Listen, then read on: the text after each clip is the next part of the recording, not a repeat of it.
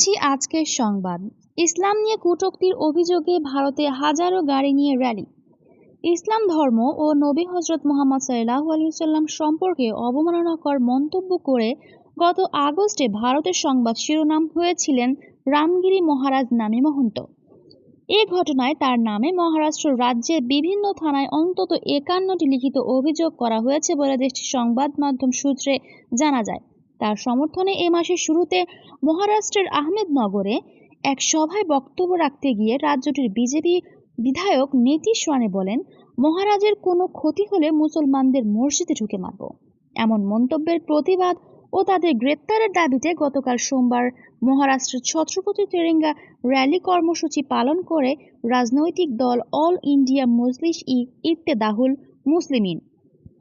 কর্মসূচিতে নেতৃত্ব দেন এআইএমআইএম এর নেতা ও সাবেক সংসদ সদস্য ইমতিয়াজ জলিল। এ কর্মসূচির ভিডিও দাবিতে ফেসবুকে ২৮ সেকেন্ডের একটি ফুটেজ ভাইরাল হয়েছে।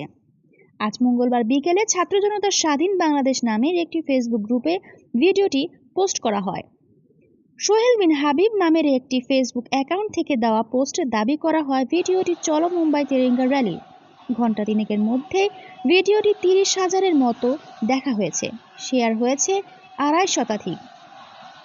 প্রসঙ্গত, হযরত মুহাম্মদ সাল্লাল্লাহু আলাইহি সাল্লাম ও ইসলাম নিয়ে আপত্তিকর মন্তব্য করার প্রতিবাদ ও অভিযুক্তদের গ্রেপ্তারের দাবিতে আয়োজিত চলো মুম্বাই তিরঙ্গা র্যালির কর্মসূচি পালনের বেশ কিছু ভিডিও ছবি পাওয়া যায় অল ইন্ডিয়া মজলিস এ ইত্তেহাদুল মুসলিমিন ভেরিফাইড এক্স অ্যাকাউন্টে। ভারতীয় সংবাদ মাধ্যম টাইমস অফ ইন্ডিয়া আজ মঙ্গলবার প্রকাশিত এক প্রতিবেদন থেকে জানা যায়, প্রায় ২,০০০ গাড়ির অংশগ্রহণে আয়োজিত এই র্যালি সোমবার সন্ধ্যায় মুম্বাই শহরের অন্যতম প্রবেশদ্বার মুলুন্দ টোল প্লাজায় পৌঁছায়। র্যালিটি মুম্বাই শহরে প্রবেশ করতে চাইলে টোল প্লাজাতেই আটকে দেওয়া হয়। পরে সরকারের প্রতিনিধির কাছে স্মারকলিপি দিয়ে টোল প্লাজা ত্যাগ করে র্যালিটি।